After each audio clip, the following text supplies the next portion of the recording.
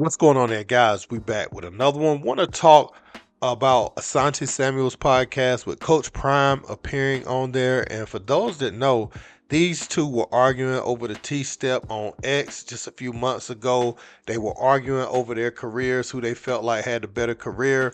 And, Coach Prime, he appeared on a podcast and he said that, it's no comparison. And Asante felt that way about himself. Now, that's just competitive edge, obviously, between two great players. Many feel like Coach Prime is the best, to ever touch the field at that position. But Asante, he's great as well. But I like to see this. I like to see them come together and have a conversation. So go over there and subscribe to Asante Samuel's podcast. He does a phenomenal job breaking down the game of football. Coach Prime said he's going to be on there throughout this upcoming season, so you will get exclusive Coach Prime content on Asante Samuel's podcast. But one thing they did discuss was Shedeur Sanders, and Coach Prime opened up to how it really made him feel to see his son slip in the draft. Because Coach Prime, he hasn't done nearly as much media as he's done in the past, and he discusses that too throughout this interview. I'm not going to take too much of it because I want people to watch most of it on Asante's channel. But we're going to talk about Shedeur Sanders as we've been covering him lately, and he talks about actually Shedeur falling in the draft and also how, Shiloh um, feels about where he was drafted as well, because he says these guys have faced adversity. And another thing that he talked about, and we're going to play that clip first, is the move from Jackson. Why did he move from Jackson State? Because that was the thing that started going viral with Coach Prime first, the first controversial thing.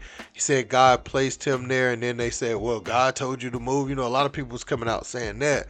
But Coach Prime, uh, he's going to give his reason why God told him to move at that time. Let's check it out.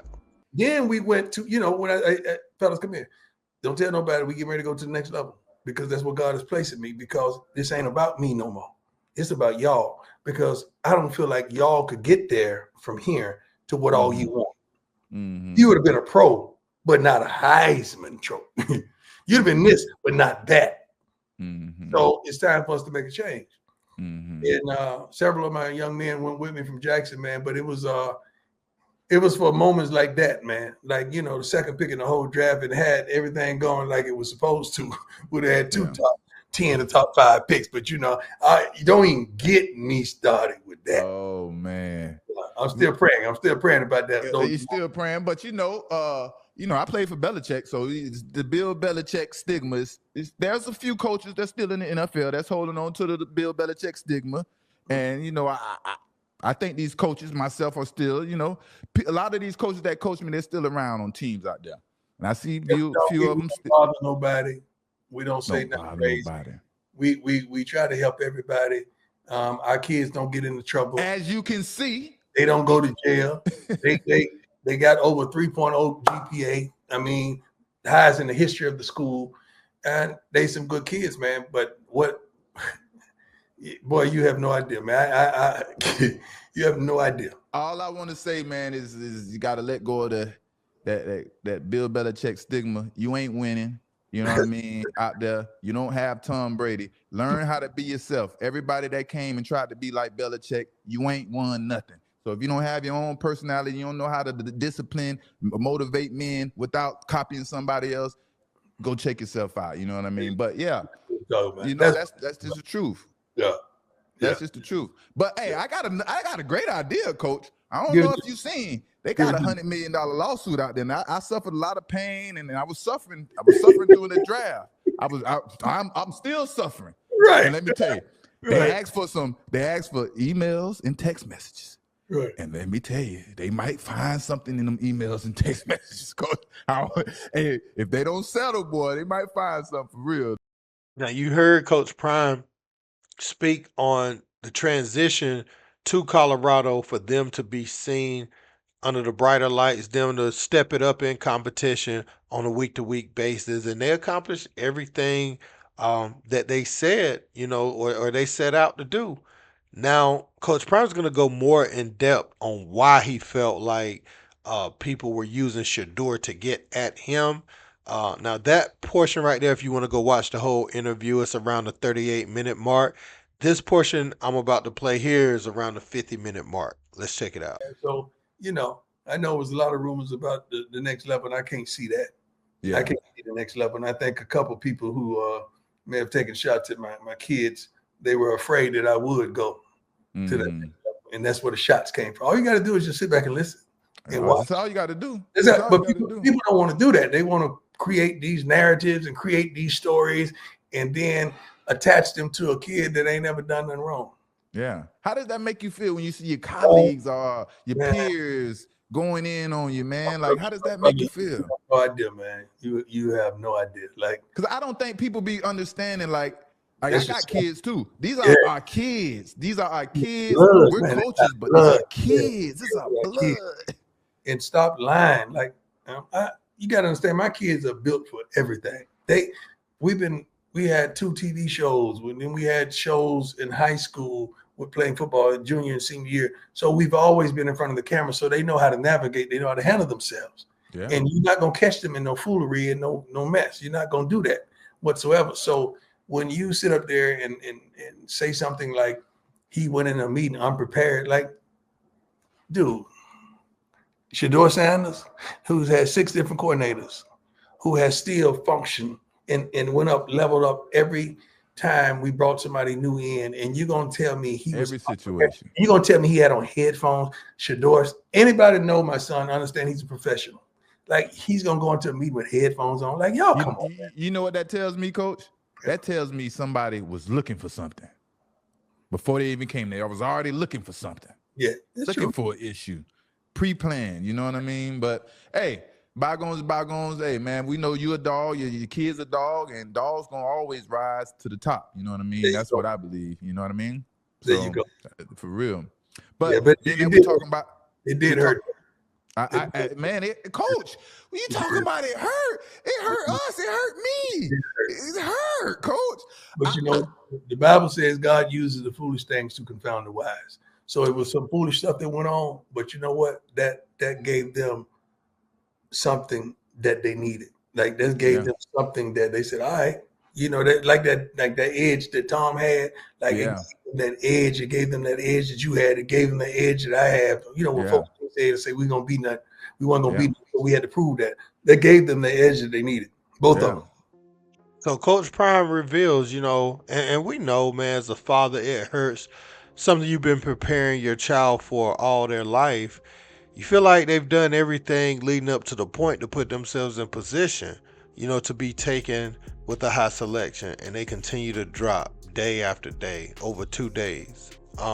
Still get selected, but now, the money's been cut down so much, and now you go from being expected to be the QB potentially day one for an organization to now you work your way up, the depth chart. You start out just based off where you were drafted, off the depth chart, because, I looked online, they had like 4 on the depth chart where they do the rosters, and Dillon Gabriel was 4th on the roster, and they didn't show Shedeur at the beginning of shortly after the draft. They didn't even show him on the depth chart, and I feel like Shedeur has done everything since that point to position himself to be in that lineup earlier than expected, by many.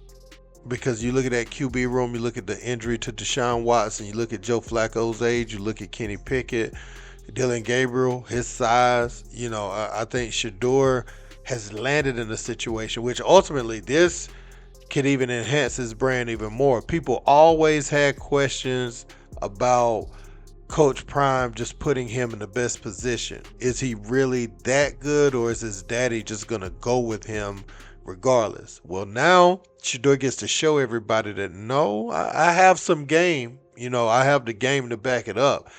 If it was that easy, then all of my dad's kids, would have been Heisman candidates and stuff like that, and so Shedeur, something about me likes the position that he's in, because when he reaches the mountaintop from this position, he's gonna show that even when you stack the odds against him, he still rises to the top, and that's gonna dispel anything they've ever said about him succeeding because of his father. That would immediately go away. Which, if he would have been drafted, they would have said he only. Oh, if he went to the Giants, he was starting right away. Oh, that was because his daddy, he made him look better than he was, and all that stuff. But now, there would be nothing you could say if he rises to the top. Yeah, he has the popularity. Yeah, his jersey's selling. That comes with his pops and everything that was done at Colorado.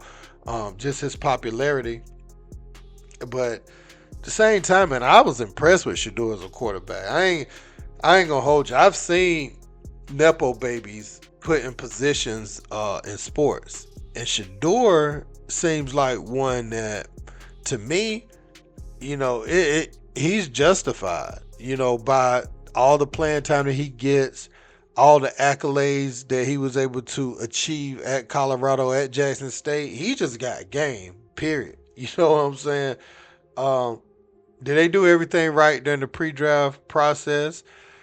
I don't know. You would always do something different, hindsight, right? But I'm just thrilled to see what he does this upcoming season, man. We gonna see what happens in those 3 preseason weeks.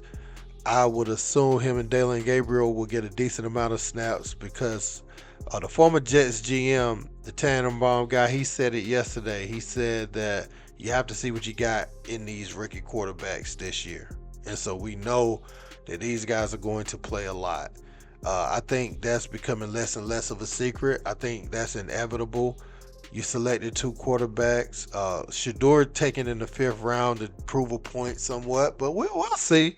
We'll see how this all plays out. But I wanted you guys to see what Coach Prime said. If you hadn't seen it yet, let me know what you guys think in the comments. Don't forget to like, share, and subscribe. Till next time, peace.